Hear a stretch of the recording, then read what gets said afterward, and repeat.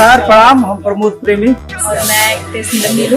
हमने के एगो बहुत बड़ा गाना जो भोजपुरी के बहुत बड़ा चैनल डेंजर म्यूजिक से आ रहा बा, जौन एल्बम के नाम बा चोलिया में चोप लागता। तो दोस्तों देखिए, हमारे प्रमोद प्रेमी लाल यादव का एक गाना आता है चोलिया में चोप लागल बा, जो कि बहुत ही शानदार और अच्छा गाना लग रहा है। गाना को सुनने के बाद पता चला है कि शायद ही कोई ऐसा गाना कोई गाता होगा, जो कि प्रमोद प्रेमी लाल यादव भोजपुरी में बहुत ही छा गए हैं। तो उनका गाना रुकने का नाम ही नहीं ले रहा है, वो एक पे एक गाना गाते जा रहे हैं और छा रहे हैं। तो जो गाना इनका रहा है चोलिया में चोप लगल बा, ए वीडियो में बस ये देखल जाए कि गाना का सही बा का अश्लील बा, तो उनकी वीडियो में मालूम चल जाए। तो ये वीडियो में देख सकत वालो कि एक जाने जो है कि आम खाए जानी मतलब एक ठौरा के संग है। तो मतलब वीडियो में जो है कि बहुत ऐसा ऐसा सीन मतलब दिखावल जात बा कि आम खा के मतलब जो चोप होले ओकर मतलब पोछ पात देना मतलब जानता।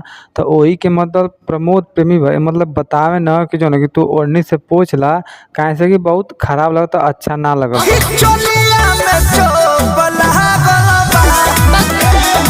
तो ये गाना सुनला के बाद मालूम तो ये चलता सुने में ठीक ठाक लगता, लेकिन गाना अच्छा भी ना।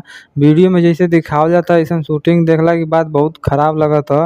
न तो गाना सुन पालो तो बहुत ही अच्छा बहुत शानदार शानदार लगता। कौन है ये लोग, कहाँ से आते हैं? तो गाना के सुने वाली बात तो उनके बता दें तो गाना उतना सुने लग ना अकेले में सुन सकत हुआ, काहे से कि वैसा गाना ही लगत है, लेकिन भरी सब अब ना सुन पे लोगन।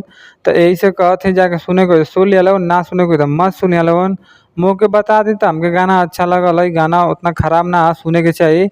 आ तो वीडियो शूटिंग के बारे में बता दें तो वीडियो शूटिंग अच्छा, लेकिन सीन जौन दिखा देता है बहुत मतलब घटिया सीन हम लौकत है। तोबा तोबा तोबा, थारा मूड खराब कर दिया।